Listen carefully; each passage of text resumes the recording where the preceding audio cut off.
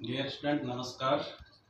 अभी तक आपको जो पॉलिटिकल साइंस 11th क्लास के अंदर जो हमने आपको लेसन पढ़ाए, constitution why and how and philosophy of the constitution and second lesson था rights, fundamental rights in the constitution या राइट्स इन द कॉन्स्टिट्यूशन। आज जो हमारा लेसन है वो लेसन होगा आपका election and representation. Election and representation, इसको पढ़ाने से पहले मैं आपको कुछ बातें बताना चाहता हूँ। अभी तक जो लेसन हमने आपको पढ़ाए उसमें मैं जहाँ तक देख रहा हूँ कि किसी भी बच्चे ने अभी तक कोई फीडबैक नहीं दिया है। इसका मतलब ये हुआ कि बच्चे जो भी चीज़ हम आपको पढ़ा रहे हैं वो मन से आप हमको सपोर्ट नहीं कर रहे हैं। अभी तक ऐसा कोई भी बच्चा नहीं है जिसको दोनों लेसन के अंदर किसी भी तरह की कोई प्रॉब्लम्स आई हो। तो ऐसा लगता है प्रॉब्लम तो केवल उन्हीं बच्चों के पास आती है जो बच्चे अच्छी तरह से घर पर पढ़ते हैं। उन बच्चों के पास तो कभी प्रॉब्लम आएगी नहीं जो घर पर पढ़ते ही नहीं है। इसलिए इस वीडियो के माध्यम से मैं आपको बताना चाहता हूँ कि बच्चे सभी अपने टीचर्स का सपोर्ट करें। ये हम केवल आपके भविष्य के लिए कर रहे हैं, इनमें हमारा कोई फ़ायदा नहीं है कि आप ये सोच रहे हैं कि टीचर्स का फ़ायदा है। ये केवल हम आपके भविष्य के लिए कर रहे हैं। कम कहे कोई, आप ज़्यादा समझें और जहाँ तक हो सके आप टीचर्स का सपोर्ट करें। हमारा स्कूल आपको पूरी तरह से सपोर्ट कर रहा है, पूरी तरह से डेडिकेट है कि आपको बेटर एजुकेशन दे सके। तो चलिए आज हम अपना नेक्स्ट टॉपिक शुरू करते हैं। नेक्स्ट लेसन है और वो लेसन है इलेक्शंस एंड रिप्रेजेंटेशन। तो सबसे पहले इलेक्शंस के बारे में पढ़ाने से पहले मैं आपको बताना चाहता हूँ, 9th क्लास में भी आपने पढ़ा डेमोक्रेसी के बारे में, उसी के बारे में मैं थोड़ा सा रिव्यू करना चाहता हूँ कि डेमोक्रेसी क्या है। तो डेमोक्रेसी ये एक लैटिन वर्ड है जो कि दो शब्दों से बना है, डिमेस प्लस क्रेटिया। यहाँ डिमोस का मतलब होता है पीपल एंड क्रेटिया का मतलब होता है rule. It means rule by the rule of the people, by the people and for the people. ये तो अब्राहम लिंकन ने सिंपल सी डेफिनेशन दी थी कि डेमोक्रेसी क्या है। तो democracy of the people, by the people, for the people है। लेकिन डेमोक्रेसी केवल यही नहीं होती है। डेमोक्रेसी क्या होती है? डेमोक्रेसी के रेगुलर इलेक्शंस होने चाहिए, डेमोक्रेसी के फ्री एंड फेयर इलेक्शन होने चाहिए, किसी भी तरह का रेस, कलर, रिलीजन, कास्ट आदि के आधार पर कोई डिस्क्रिमिनेशन नहीं होना चाहिए। One person one vote one value होनी चाहिए। ऐसे there are so many features of election जिसको हम ये डेमोक्रेसी कहेंगे। ऐसे बहुत सी सारे फीचर्स है जिसको हम डेमोक्रेसी कहते हैं।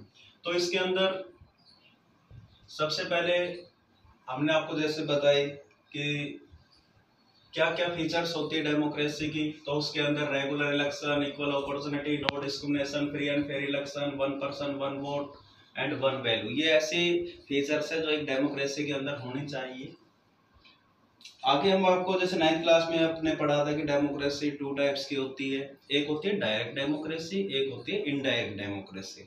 डायरेक्ट डेमोक्रेसी क्या होती है? इसके अंदर डायरेक्ट डेमोक्रेसी के अंदर एक direct democracy is one where the citizen directly participate in the decision making and in the running of the government.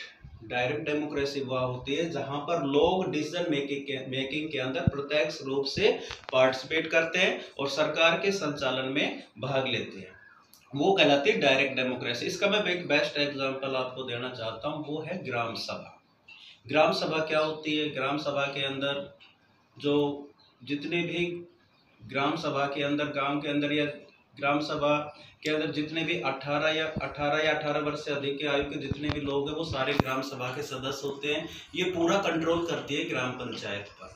तो ये जो ग्राम सभा है ये डायरेक्ट डेमोक्रेसी का एक सबसे बेस्ट एग्जाम्पल। इसमें गांव के सभी लोग पार्टिसिपेट करते हैं डिसीजन मेकिंग के अंदर कि गांव के अंदर क्या विकास के कार्य होने चाहिए, जो पैसा आता है गवर्नमेंट की तरफ से वो कहाँ खर्चा होना चाहिए, ये पूरा का पूरा डिसीजन ग्राम सभा का होता है। तो उसके अंदर गांव के सभी लोग बैठकर डिसीजन ले लेते हैं। वो जो डिसीजन लिया एक जगह बैठकर सभी ने मिलकर डिसीजन लिया, वो एक डायरेक्ट डेमोक्रेसी का बेस्ट एग्जाम्पल है। दूसरा होता है indirect democracy. Indirect democracy in which people elect their representative through elections. Indirect democracy के अंदर क्या होता है कि लोग अपने रिप्रेजेंटेटिव का इलेक्ट करते हैं और ये रिप्रेजेंटेटिव ही गवर्नमेंट को बनाते हैं, गवर्नमेंट फॉर्म करते हैं और उन्हीं लोगों पर शासन करते हैं। मतलब इनडायरेक्ट डेमोक्रेसी के अंदर शासन रिप्रेजेंटेटिव के माध्यम से किया जाता है, वो कहलाती है इनडायरेक्ट डेमोक्रेसी। तो in which people elect their representative through elections, the representatives rule over people, in which country where rule over people through representatives called indirect democracy। तो ये डेमोक्रेसी टू टाइप्स की होगी, डायरेक्ट और indirect democracy. इसमें हमने आपको बताया कि जो इनडायरेक्ट डेमोक्रेसी है उसके अंदर रिप्रेजेंटेटिव का इलेक्शन होता है। और आज का जो हमारा टॉपिक है वो इलेक्शंस पर ही है, चुनावों के माध्यम से। इलेक्शन होता क्या है, हाँ, why do we need election, हमें इलेक्शन की जरूरत क्यों होती है। तो इलेक्शन एक मैकेनिज्म है through which people elect their representatives, अपने ये जो प्रतिनिधियों को चुनते हैं। तो हमें why do we need elections आपको पता है। तो why do we need election, elections की हमें जरूरत क्यों होती है, यदि इलेक्शन नहीं होंगे तो क्या होंगे। आप इमेजिन विदाउट इलेक्शन डेमोक्रेसी का विदाउट इलेक्शंस आप कल्पना करके देखिए कि क्या होता है। तो उसमें आप देखेंगे, उससे हमें पता लगेगा कि हमें चुनाव की जरूरत या नीड क्यों होती है, उसकी आवश्यकता क्यों होती है। तो why do we need election, तो the citizen elect their representative for a fixed term. आपको सभी को पता है कि लोग एक निश्चित समय के लिए अपने रिप्रेजेंटेटिव का चुनाव करते हैं। These representative conduct the government, ये ही रिप्रेजेंटेटिव सरकार का गठन करते हैं in accordings with the wishes of the people. किसके अकॉर्डिंग, लोगों की जो इच्छा होती है उसके अकॉर्डिंग ये सरकार का निर्माण करते हैं। End of the people the representative who do not care for the wishes of the people, जो लोग लोगों की इच्छाओं का ध्यान नहीं रखते, केयर नहीं करते हैं, are not elected next election, ये लोग उनको नेक्स्ट इलेक्शन के अंदर उसको इलेक्ट नहीं करते। इस तरह से इलेक्शन रिप्रेजेंटेटिव को रेस्पॉन्सिबल बनाते हैं। यदि वो लोगों के हितों में कार्य नहीं करते, in the interest of the people वो वर्क नहीं करते हैं, तो नेक्स्ट इलेक्शन के अंदर पीपल उनको हरा देते हैं। इस तरह से ये इलेक्शन रेस्पॉन्सिबल बनाते हैं रिप्रेजेंटेटिव्स को। अब आगे जो हमारी बात होगी, तो ये जितनी भी फीचर्स जो हमने आपको बताई थी, तो the constitution of a democratic country, जिस देश के अंदर डेमोक्रेसी होगी उसके संविधान के अंदर ये सारे की सारी बातें ले डाउन करता है वो constitution. The constitution of democratic country lay down some basic rules about election. किसी भी लोकतांत्रिक देश के अंदर जो संविधान होता है इलेक्शंस के बारे में, उनमें सारी की सारी ये बातें शामिल होती है। These basic rules are about, ये बेसिक रूल्स क्या होते हैं कॉन्स्टिट्यूशन के अंदर, ये बेसिक रूल कौन कौन से हैं।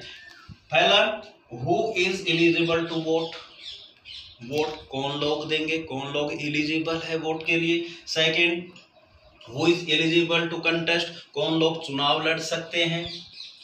And who is the supervise election, चुनाव का सुपरविजन कौन करेगा, उसका निरीक्षण कौन करेगा, उसका पर्यवेक्षण कौन करेगा। And how do the voters choose their representative, और किस तरीके से वोटर्स अपने रिप्रेजेंटेटिव का चुनाव करेंगे।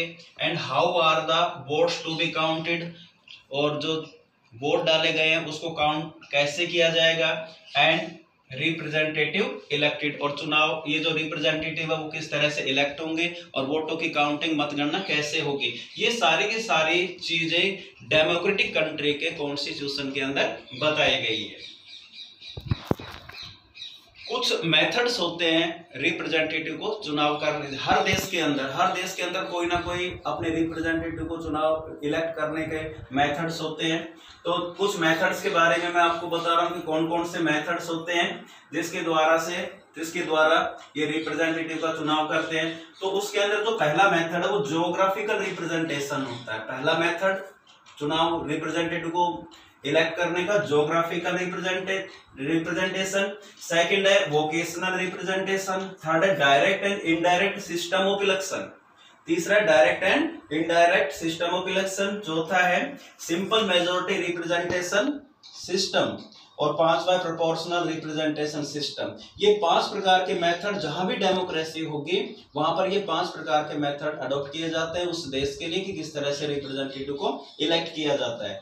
कल जो हम आपको बताएंगे, कल जो हमारा लेसन होगा वो होगा ज्योग्राफिकल रिप्रेजेंटेशन क्या है। ये ज्योग्राफिकल जो रिप्रेजेंटेशन है उसके अंदर 2 तरह से रिप्रेजेंटेटिव का इलेक्ट किया जाता है। तो सिंगल मेंबर कॉन्स्टिट्यूएंसी होती है और एक होती है मल्टी मेंबर कॉन्स्टिट्यूएंसी। कल लेसन के अंदर आपको इन दोनों के बारे में हम बताएंगे कि ये जो सिंगल मेंबर कॉन्स्टिट्यूएंसी क्या होती है और मल्टी मेंबर कॉन्स्टिट्यूएंसी क्या होती है। बच्चों अच्छी तरह से इसको समझिए और घर पर बैठकर अच्छी तरह से अपना अध्ययन कीजिए, अपनी स्टडी कीजिए। Thank you.